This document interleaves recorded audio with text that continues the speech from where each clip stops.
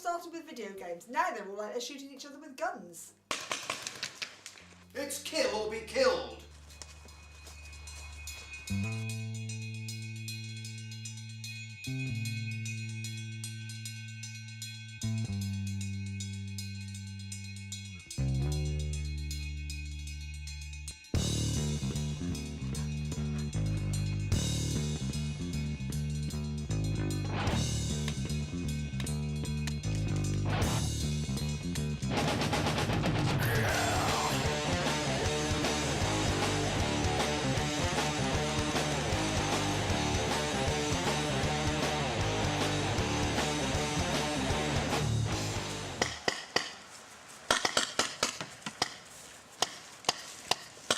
What was the first game you went to? You covered Antarios with paint. I shot him in the back of the head. Oh, I would say, yeah, paintball probably does take up quite a lot of my life. Probably more than it really should do.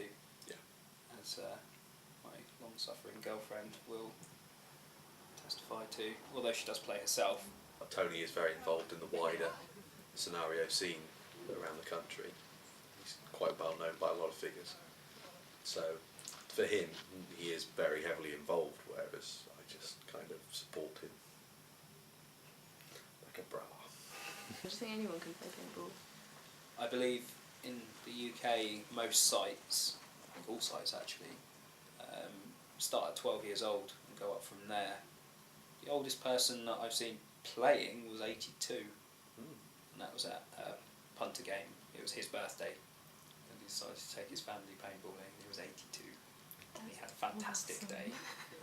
But yeah, it brings out the kid in people, I suppose, running around with a marker, going bang bang, you're dead. Cowboys and Indians. It mimics war. Even the British Army train with paintball. You can't get more violent than war and no closer to war than paintball. The way I see most games boils down to the fact that it's red team versus blue team. Some people like to put a military twist on it. Some people like to have World War I, World War II. Some people like to have, for example, there was a Stargate series of games. There's been, oh god, Mad Max. Mad Max. For me personally, I couldn't care less whether I'm shooting Nazis or Klingons zombie Nazis. As for whether it's a precursor to a war, no, I really don't think so. I wouldn't do half the things I do in a paintball game if it was a real gun shooting at me. No. It'd be nuts. Yeah. I'll be sat 20 miles back having a cup of tea. The entire paintball industry practices a secrecy to withhold vital information about how they're profiting financially from selling our children over excessive rapid fire guns to batter each other bloody with. Okay then, this is a basic scenario marker. It's a Tipman X7. This one has a response trigger fitted, also has a nice folding stock which does fold out, adjustable. It's mocked up basically to look like an MP5. You've got safety catch here, see that's on safe and that's live. Pretty simple bit of kit to use. All the other bits and pieces in here, like the magazine, are purely aesthetic. They don't really function as anything, just make it look like a mil-sim marker. Top here, some people like to put sights, red point sights, things like that on the top. Just aids a little bit during the game. Obviously you've got your bung in the top here, very very important bit of kit. Obviously when it's in the safe zone and people are wandering around without the masks on, you always have your safety in. On the side here we've got a cyclone feed system. We have what you call a hopper which sits on the top here, okay, and that's where your paintballs go. Fire out through there. Other bits of kit, got pistols as well. It's pretty simple. Paintballs go into the magazine, it just fits in like that. You may be playing on the same side as someone one week and then find the next week you're playing against them. So yeah, there is a competitive element, but I don't think it sort of overrides having fun.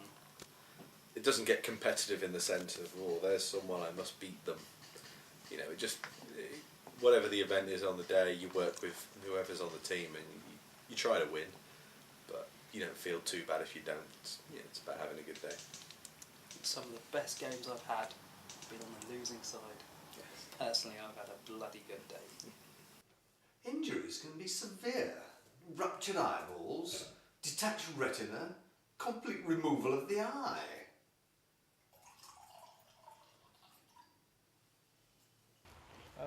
As part of UK law, no air guns are allowed to fire over 300 feet per second.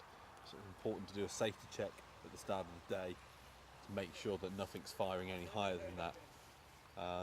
In order to make sure we are operating well within the safety limits, we always make sure that sites don't run any higher than around about 280 feet per second. So we have to do a recorded check at the start of the day, which is witnessed and signed off on paperwork, just to make sure in case anything should ever happen.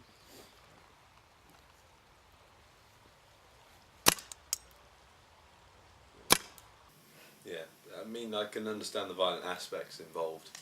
You are getting hit at pellet travelling at around about 280 feet per second. It can sting, it can leave a bruise. In that sense, it's a physical sport, but you're not. If you look at it in comparison to other sports such as football, rugby, where there are violent issues and people getting in their face, getting argumentative and degenerating into violence and such, it doesn't really happen in paintball.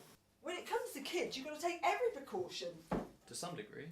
To every degree. I know more than my kids realise. I know about RPGs and REMs and them gigabyte things. It annoys me that people disagree with things when they really don't understand it. And you'll find that a lot. People make sweeping statements about things. As much as people may try to keep their kids away from violent games, you only need to look in the playground to see kids are picking up sticks and going bang bang and playing cowboys and Indians. Parents used to agree that spending £50 on their son and friends to be outside for the day, playing paintball, getting exercise out in the open and building some teamwork is far better than spending £50-60 on Call of Duty Modern World Warfare. Jack Thompson, he got it right. Didn't he say nobody shoots anyone in the face unless he's a hitman or a gamer, or, as we can see, a paintballer? Jack Johnson. Thompson, not Jack Johnson. Oh, Jack Johnson. I know you like your Jack Johnson. It's quite good. I like Jack Johnson. Are you familiar with Jack Thompson? Jack Thompson. Seen the Thompson twins? No. It's nothing to do with Tintin. No. Who's he then? He's a video game. Well, he's a lawyer that has kind of took a crusade against video games in the United States. And he very much throws himself in front of the media, saying this game is evil, should be taken away from our children. I think I've heard of him. Yeah. He's a very public figure. I mean, there are parts of his argument that has to be agreed with. Video games in America don't have the same restrictions they have in this country, whereas we rely on the British Board of Film Classification to restrict sales of violent video games and games with inappropriate content to minors. In the United States they don't have that, and if a store wants to, they're completely free to sell a violent video game such as Grand Theft Auto to a minor. There's nothing to restrict them except for their morals. I think one of our friends, isn't he? He had Mini coach. his son was playing Grand Theft Auto, Vice City, or some such derivative of, and his grandmother said, "This is a bit violent. You're going around killing everyone." He said, "Don't worry, Nan. I'm only shooting the drug dealers and hookers," which I think is fantastic, coming from like an 8-year-old. Brilliant. Did you know sex workers are 112 times more likely to be killed than anyone else? All down to that Grand Theft Auto game. But Jack Thompson, he's quite a hysterical character, and whereas a lot of the gaming press has demonised him and said he is an ignorant, blabbering fool, he's kind of wandered into that trap himself. It's the media that gets blamed for all these violence in children. It's not a scapegoat at all.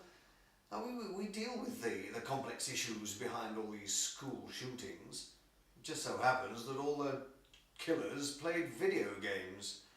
It's the parents we need to talk to. But parents who allow their children to go out playing paintball, shooting other people for fun, it's unhealthy. They're real people they're hurting. So it's better they stay indoors and pretend to strangle someone with a telephone cord on manhunt? Isn't that just a bit too real? No. Unfortunately, in the media, if something did happen like that with someone that was slightly mentally disturbed, it wouldn't be the fact that they had a condition or whatever, or whether they were mentally disturbed. It would be paintball's fault, not their fault.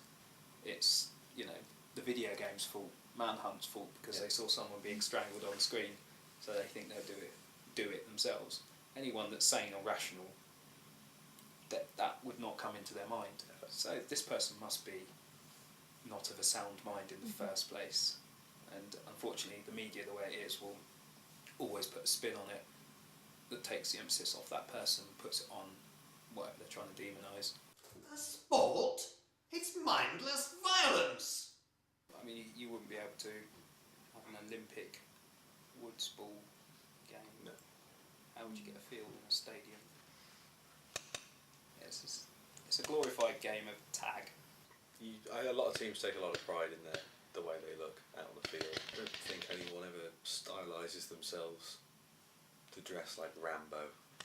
No, I don't think so. You see the odd ghillie suit, things like that. I do have a ghillie suit. It makes you look like a big piece of moss. It's basically a suit that's got lots and lots of strands on it.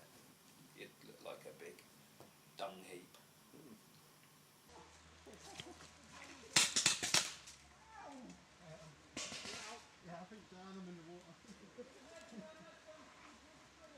Tactics. Most people's version of paintball tactics is you go there, game on, everyone goes a separate direction and no one knows what the hell's going on. Yeah, I think more suited to our playing style, both of us. If we have a shot, we don't necessarily take it, do we? No.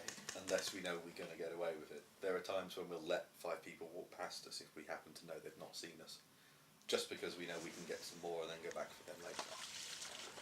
That's a tactic. It's knowing when not to shoot. Yes. That's the key. God, this stinks. No, my children don't play video games or paintball. Everyone assumes I'm really good at Counter-Strike because I play paintball. Very strange. I'm useless at Counter-Strike.